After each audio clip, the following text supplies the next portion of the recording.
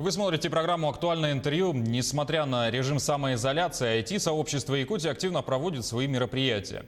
Впервые в дистанционном формате в эти дни проходит отборочный тур, финал конкурса «Моя профессия IT». Примечательно, что многие проекты, представленные на конкурс, направлены на помощь в борьбе с коронавирусной инфекцией. Более подробно о проектах, его участниках и новом формате конкурса мы поговорим с председателем Ассоциации развития IT-отрасли Мичилом Стручковым. Мичил, мы вас приветствуем. Приветствую, дорогие телезрители. В том, что конкурс проводится в дистанционном формате, больше все же плюсов или минусов, как вы считаете? Но если в любом месте есть плюсы и минусы, если посмотреть, что конкурс он требует достаточно такой серьезной подготовки, и во время проведения необходимо контролировать за процессом, как участники выполняют задания, сложно контролировать, да, но тем не менее, как вот IT-мероприятия, те компании, которые вот мы проводим конкурс, мы, в принципе, можем легко перейти онлайн-формат. И, конечно, есть минусы, что ребята, к сожалению, не могут друг другу познакомиться, пообщаться. В этом есть минус. Но все мы знаем, что сейчас мы находимся в таком, да, ситуации. По стране идет такой вот вирус, да, пандемия. И, конечно, мы должны придерживаться определенных требований, да, и мы вот конкурс полностью перешел в формат онлайн.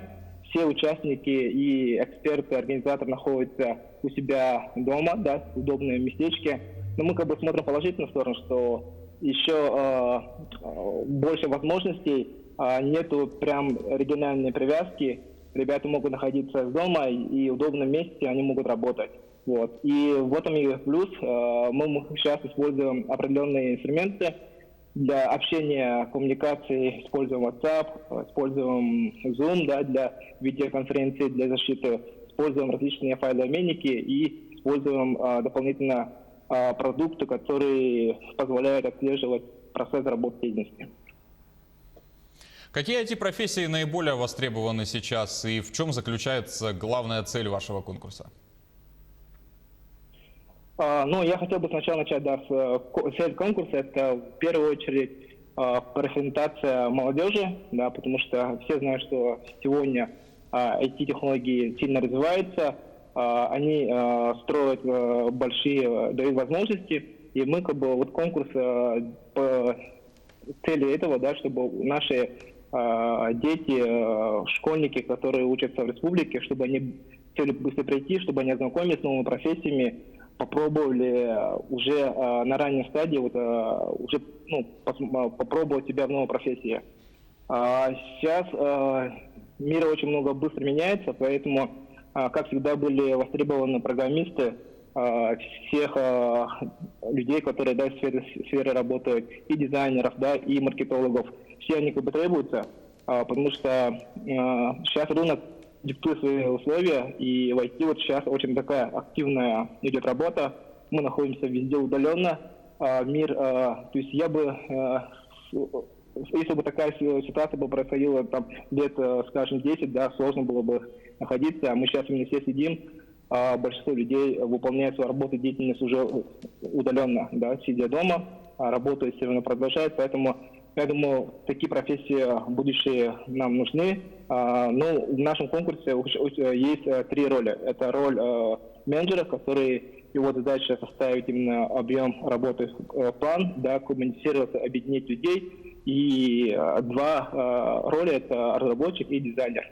Они сообща работают над решением какой-то проблемы. В нашем случае это против борьбы с коронавирусной инфекцией, да, COVID. И удаленно ребята вот выполняют свои проекты. А чем отличаются конкурсы для школьников и конкурсы для студентов? Тут, получается, у нас больше упор делается, школьников будет больше времени на решение задач, да, 5 дней, в течение 5 дней они будут разрабатывать, а для студентов будет немножко ограниченное время, потому что они могут работать и сутки, да, круглые сутки. Примерно вот ожидаем 4 дня на разработку. А по основным функционалам, по требованиям все одинаково. А есть ли уже какие-то интересные проекты на нынешнем конкурсе? Можно ли кого-то отметить? Да, и вот сейчас в городе, да, идут 3 одновременных хакатона. Да, хакатон для школьников 7 по 11 класс, для студентов среднего профессионального образования и студентов высшего учебного заведения. Вот. И всего принимают 53 команды, в каждой команде по 3 человека, да, соответственно, больше 150 участников. Из них можно за несколько выделить проекты, потому что очень интересно наблюдать за процессом, как дети сейчас, все знают, что мы перешли в дистанционный формат обучения, да, и дети, попробовав вот эти инструменты, они уже сегодня предлагают свое видение.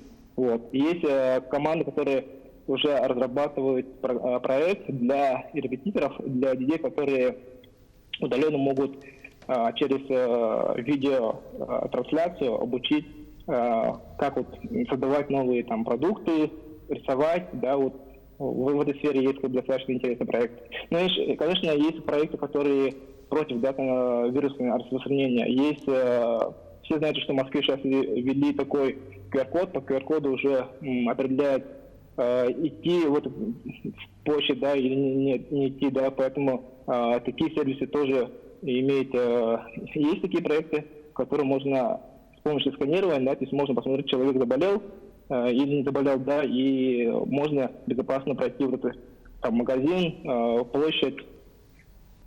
Из проектов на тему коронавируса, какие можно притворить в жизни, какие реально могут помочь людям? Но тут, безусловно, есть проекты, такие как доставка продуктов, да, медикаментов. Есть проекты, которые помогают волонтерам, чтобы можно было оценить на карте, посмотреть, какие есть люди, которые, да, с ограниченными возможностями, да, которые надо волонтерам как бы идти и доставлять продукты, медикаменты. Такие проекты очень востребованы, и наши участники тоже свое, да, видение предлагает. Мы заметили, что многие за пример берут уже состоявшиеся проекты, такие как, например, InDriver, Майтона, если мы говорим о Якутии. Нет ли опасности повторения уже имеющихся проектов и где черпать новые идеи? Можно ли дать пару советов начинающим? Ну, начинающим я хотел бы сказать, что идеи бывают разные, да, и продукты могут быть тоже разные, потому что не все ограничиваются, да, то есть можно один и тот же продукт, можно изменить фокусировку, выбрать более такой целевой аудитории, определить, потому что есть, конечно, задача решения таких продуктов, это, да, решение крупных компаний, государственных, да, но я думаю, что для участников попробовать создавать что-то другое с точки зрения там, где целевая аудитория еще не охвачена. Вот. Такие проекты интересно. Ну, конечно, весь интернет у нас есть. Ребята анализируют рынок, смотрят идеи, да, здесь какие, ну и предлагают очень такие интересные проекты. Если сравнивать с предыдущими конкурсами, то кроме формата и тематики, чем отличается нынешний ивент и насколько в целом растет конкурс? Так, как говорил, что республиканский конкурс «Моя профессия IT» проводится уже 5-й раз, да, это 5-й юбилейный. Ранее мы только фокусировались, только в городе Якутске проходили, да, вот первые 3 года. Начиная с прошлого года мы перешли уже на выездные мероприятия хакатона с целью увеличить географию, да, с целью привлечь больше детей, которые учатся в районах. Вот. В прошлом году у нас в 7 районах проводились такие мероприятия, а в этом году уже больше 10 районах проходили онлайн, да. Плюс в этом году мы еще добавили дистанционный формат, мы туда подключили и арктические районы, там Среднеколымск, Памекенс, да, и другие вот районы, они смогли уже участвовать в таком конкурсе.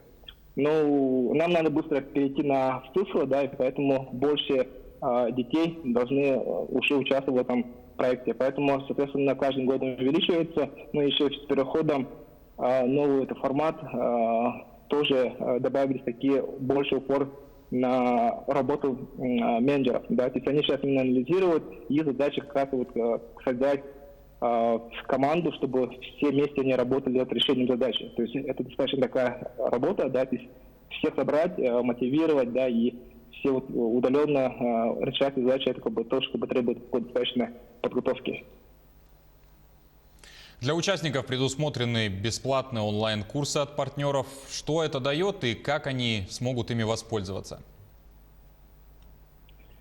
Сейчас мы, как Ассоциация развития IT-отрасли, совместно онлайн-университет, там Skillbox сегодня выполняет, работает по всей России. У них очень хорошие как бы уроки, курсы. И было решено, что совместно давайте вот запустим такое для участников конкурса на профессию IT акцию, что с 9 по 10 школьники, они могут пройти бесплатные курсы. Курс примерно стоит от 30 тысяч, но совершенно бесплатным будет для участников конкурса на профессию IT. Да, там будет 3 направления: интернет-маркетолог, веб-разработка и дизайн. Я думаю, что ребята как бы уже получили, половина участников уже получила доступ, они уже проходят онлайн-курсы. В течение 6 месяцев они проходят, выполняют задания, соответственно, будет общение, проверка работы экспертами, соответственно, они получат обратную связь, и надеюсь, что это поможет им быстро освоить новую профессию. Мичил, некоторые из ребят рано или поздно все же вырастут из формата конкурсов. Дальше они как могут развиваться и учиться? Куда могут трудоустроиться? И есть ли успешные уже примеры? Ну, наблюдая за процессом в течение 4-5 лет, у нас сильно поддерживается Ассоциация развития отрасли, поддержка идет от IT-компаний, да, которые сейчас именно хорошо подработают в сфере. Им, конечно, они каждый год поддерживают и в конце участвуют в экспертизе проектов, и после мероприятия я вижу, что после прохождения, да, то есть ребята, которые прошли через конкурс, они уже как бы уходят, уже трудоустроены бывают, да, то есть уже какой-то создают на свой проект. И для ребят, которые принимают участие, у вас есть возможность тоже пройти этот курс, то есть программу, да, вот как раз конкурс, вы можете как бы продолжать свою деятельность. Конечно, безусловно, зависит как бы от человека. Если вы как бы реально хотите развиваться в этом направлении, то, конечно, открывайте любые курсы, смотрите интернет, ищите варианты, да, не только, да, платные курсы и бесплатные курсы. Вам надо еще дополнительно как бы заниматься, да, самоизучением, саморазвитием. В ходе проведения конкурса наверняка и к самим организаторам приходят новые идеи. О чем уже задумались и что хочется воплотить в жизнь в будущих конкурсах уже сегодня? Но я хотел бы немножко развить, как бы открыть завесу немножко из некоторую информацию на сайте, да, в финале мы хотим пригласить уже, так как будет проходить именно онлайн формате, естественно, будут эксперты из компаний, да, которые работают, а также будут из других регионов, да, других стран, они будут тоже участвовать в экспертизе проектов, да, и будут гости, да.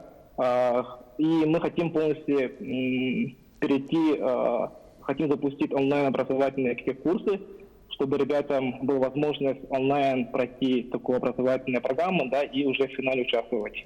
Вот. И, конечно, хотелось бы еще через различные платформы полностью транслировать на канале там, YouTube, да, на площадке, чтобы каждый желающий мог бы посмотреть, как ребята участвуют. То есть в онлайн времени может посмотреть, как идет экспертиза, и они получат именно какую-то обратную связь, и надеюсь, что в следующем году будет еще больше участников. А можно ли дать прогноз, как будет развиваться IT-отрасль у нас в регионе? И прослеживается ли уже какая-то общероссийская и общемировая тенденция в этом направлении? Так, я хотел бы сказать, что все уже, на самом деле, продукты уже были, да, то есть был WhatsApp, был Skype. Сейчас просто в случаем у нас, то есть заставили, да, то есть прийти какое-то обстоятельство, и поэтому мы как бы пользуемся, да, используя Zoom. До этого был просто у нас выработается какая-то привычка у пользователей, да, и то, что они будут пользоваться уже инструментом, который повышает эффективность. Я знаю, что недавно компания InDriver, они анонсировали, что запускает, кроме доставки, вот пассажирской доставки, еще доставка продуктов будет. И, конечно, будет сильно развиваться система доставок, онлайн-заказов, и вот те мессенджеры, да, тоже будут развиваться. И, конечно, очень много в конце, как бы я посмотрел вчера, там анонсы и так далее, появляются очень такие маленькие сервисы, которые позволяют удаленно присоединиться там создателям команды, там отмечать дни рождения, и такие тоже как бы проекты появятся. Ну, конечно, все как бы сфера образования, сфера здравоохранения будут прямой такой скачок, что можно дистанционно уже оперировать, оказывать услуги и сервисы. Мичил, спасибо за беседу. Желаем удачи конкурсантам и всему организаторскому блоку. Спасибо. И оставайтесь дома, участвуйте, создавайте новые продукты. Пока-пока. О финале конкурса «Моя профессия IT» мы говорили с председателем Ассоциации развития IT-отрасли Мичилом Стручковым. Вы смотрели актуальное интервью. Оставайтесь с нами.